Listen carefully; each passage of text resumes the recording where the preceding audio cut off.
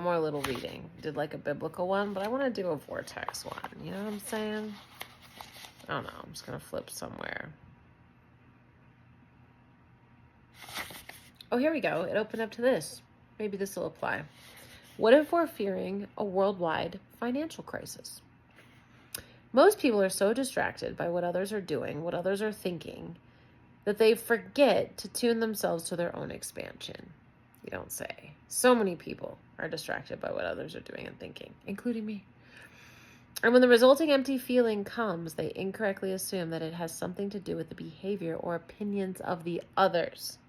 But it is never about that.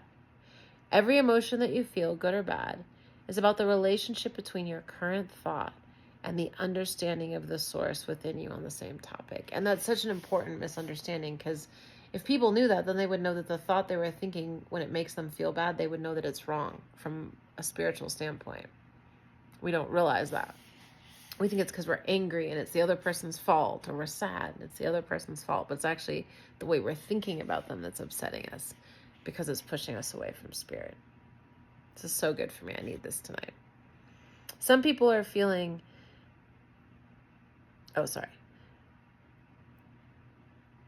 So yes, every emotion, I'll say it again, every emotion that you feel, good or bad, is about the relationship between your current thought and the understanding of the source within you, or your inner being, on the same topic. Some people are feeling acute fear or anxiety because they are personally, right now, without work or income. But the fear that most people are feeling today is because of their negative speculation about how bad conditions may yet become, and the negative impact that those future unwanted conditions may have on their personal lives.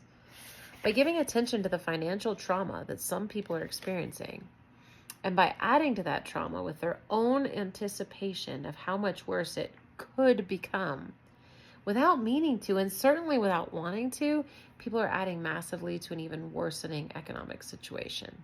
Exactly. Our negative thoughts are helping to create a giant negative situation. So it's so important that we pull that in. Their worried thoughts are not a driving negative force that is somehow destroying businesses and employment and resources, but those thoughts are holding them apart from the financial well-being that they so much desire.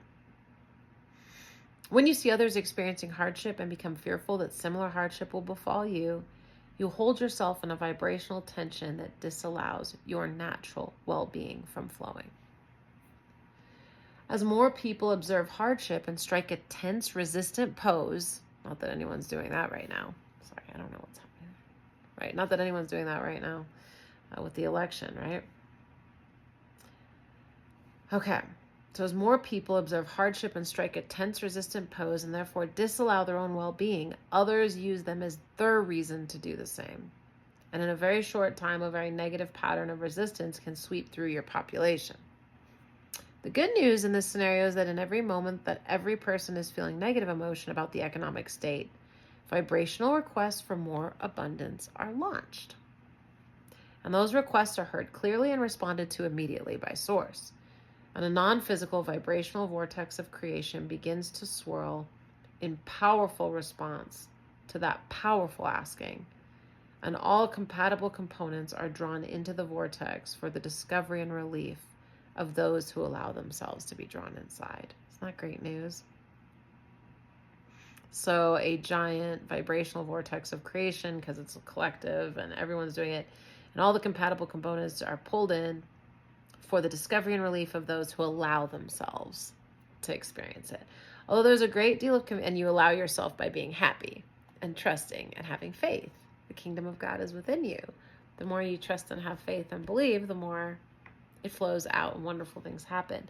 Although there's a great deal of confusion about what to do about the economic situation of your nation or of your world, your solution does not lie in the action you take, but in the vibrational stance that you discover that allows you to see clearly the path to the solutions you seek. In simple terms, since the solutions you seek have already been assembled by the powerful law of attraction inside the vibrational vortex of creation, you have only to stop harboring the thoughts that hold you outside of the vortex. For by often offering thoughts upon a subject that are vibrationally opposite in nature, you prevent yourself from finding the solutions you seek. The personal and collective contradictions and thoughts regarding abundance and financial well-being are running rampant in your society, in your government, and in the general public at large. In other words, you cannot have it both ways. You can't serve two masters. Your businesses acknowledge that they want people to buy their products and services and to spend money to stimulate the economy. And they acknowledge that many thriving businesses make for a general thriving economy. But then a contradictory assertion also rings out that says it is arrogant and improper to display your opulence by spending too much money or living well. Many people want to experience more personal wealth at the same time that they're criticizing those who are already experiencing personal wealth. It is natural that you thrive, and the resources are there for all to thrive, but chronic thoughts of shortage or chronic thoughts of pushing against those who are thriving. Rich people are immoral, rich people are bad, they're taking things from everybody else, rich people suck, right? It's not the rich people. You hold a contradiction to your own desires and more important to what you have put into your vortex of creation for yourself. The negative emotion that you feel when you believe that others are depriving you of something is not about what they have and therefore what you do not have. Your negative emotion in every case is about what you are in the moment of your negative emotion, depriving yourself of receiving. And even more important, if you had not already called forth the abundance by virtue of what you have been living, and if the abundance you have asked for were not already swirling in your vortex in anticipation of your receipt of it, you would not feel negative emotion as you deprive yourself of it. If you seek financial well-being for yourself, you must praise it wherever you see it. It's a lesson for us. If you would like more abundance for yourself personally or for others you care about, you must not criticize those who are experiencing abundance. When you criticize or condemn or push against anything, you activate an opposing vibration to what you seek every time, no exceptions.